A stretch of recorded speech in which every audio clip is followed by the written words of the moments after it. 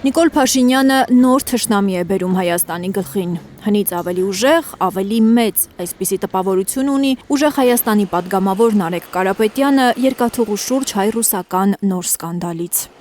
Ինքը սրում է, նույն ձև ինքը Ադրբեջանի նախագահի հետ էր այն ժամանակ խոսում։ Ինչ եղավ, ինչ ստացանք, ինչ կերանք։ Երեգել հիմա սրում է ուրիշ երկրի, Ադրբեջանից 30-40 անգամ մեծ երկրի հետ հարաբերություն 30-40 չէ, կնեք 120 անգամ մեծ երկրի հետ կոնկրետ որ հայտարարությունները երեկվա նկատի երկաթուղու հետ կապված, այլ բաների հետ կապված սրում է հարաբերությունները երկրների հետ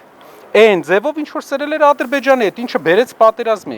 Չի կարելի աշխարհի հետ էմոցիաներով խոսել, ասում է Նարեկ Կարապետյանն ու բացատրում, որ Փաշինյանի սուր լեզուն Ռուսաստանի հետ շփվելիս իրեն չի վնասելու, հայ ժողովրդի քթից է դուրս գալու։ Մենք դեռ չենք մարսել են մի թշնամուն։ Ինչու է նոր թշնամի ստեղծում մեզ համար։ Թող պայմանավորվի, չի կարողանում պայմանավորվել, նախորդ անգամ էլ չէր կարողանում պայմանավորվել։ Մեր հաշվին է դա անում, ինքը էլ իր թիկնապահներով քայլելու է։ Արդյոք Կարապետյանը նոր պատերազմի մասին է ահազանգում։ Ասում է ոչ, պատերազմի փուլն ավարտվել է, հակամարտությունը թևակողել է այլ փուլ։ Ոչ, ավելի հակադրությունների խորացում, տնտեսական հակամարտություններ, պետք է լուծում ուրիշ ձև գտնվի։ Պատերազմ ոչ։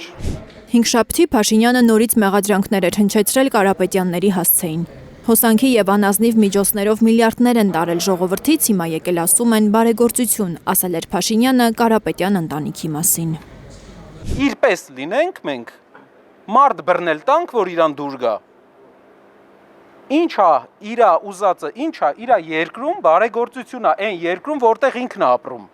Իրպես լինենք, որ ուրիշի ունեցածը մեզնով անենք, հարցնում է Կարապետյանը, նկատի ունենալով Գագիկ Ծառուկյանի ընտանիքին պատկանող Արարատ ցեմենտը, որին անուն է կպցնում Փաշինյանը, թե 21-րդ դարի գործարան չէ, ավար է ընդամենը, թալանի օբյեկտ։ Ասում եմ, զանգել եմ, ասել եմ դարպասները, դարպասները լավը չի։ Մի հատ հիշի որտեղ ես դու աշխատել, քո դարպասները հիշի։ Այդ մարդը 100 հատ սարքել է։ Քաղաքականապես ոնց ուզում ես վերաբերվի,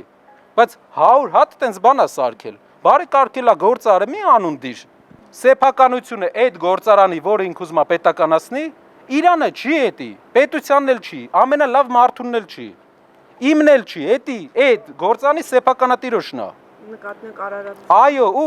ընդհանրապես մարդու ունեցվածքը, էտի այդ մարդու սեփականությունն է։ Սեփականազրկենք մարդկանց։ Իրապես գնանք սեփականազրկենք։ Կարապետյանը պատասխանում է նաև հեծում հավելագրումների մասին Փաշինյանի մեղադրանքներին։ Հեծը ձեռք բերելու հենց առաջին օրը Տաշիր գրուպը խիստ միջոցներ է ձեռնարկել հավելագրումները կրճատելու նպատակով, պնդում է ուժեղ Հայաստանի պատգամավորն ու հստակեցնում, երբ իրենք էին հեծի սեփականատերը, 700,000 smart հաշվիչ է ներդրվել համակարգում։ Իսկ այսօր Փաշինյանի թիմը քաղաքական հայտարարություններ է անում, բայց չի պայքարում հավելագրումների դեմ։ Հեծը դրանից ոչ մի օգուտ չի ունեցել։ Ունեցել է թե մեկին թեր գրանցում են, մյուսին հավելագրում են։ Դրա համար գտել ենք smart հաշվիչների համակարգ, որը տարածաշրջանում ունիկալ է։ Ստեղծել են գործարան։ Գործարանը այդ smart հաշվիչները մատակարել է, այս բան 700,000 մարդ smart հաշվիչներով է ստանում իր էլեկտրականության վճարը։ Այդ պատճառ, այդ դրա արդյունքում կորուստներն են նվազել, հավելագրումներն են։ 300,000 մարդ դեռ smart հաշվիչներով չի ստանում։ Այդ իսկ պատճառով կա հավելագրում։ Նարեկ Կարապետյանն այս հայտարարություններն արել է իր տան բակում, երբ ուժայինները նոր էին խուզարկել վերջացրել պատգամավորի տունը։ Այսօր հոբելյանական, չեմ հիշում որ երրորդ խուզարկությունն էր մեր տանը։ Երրորդ։ Հա, շնորհակալություն։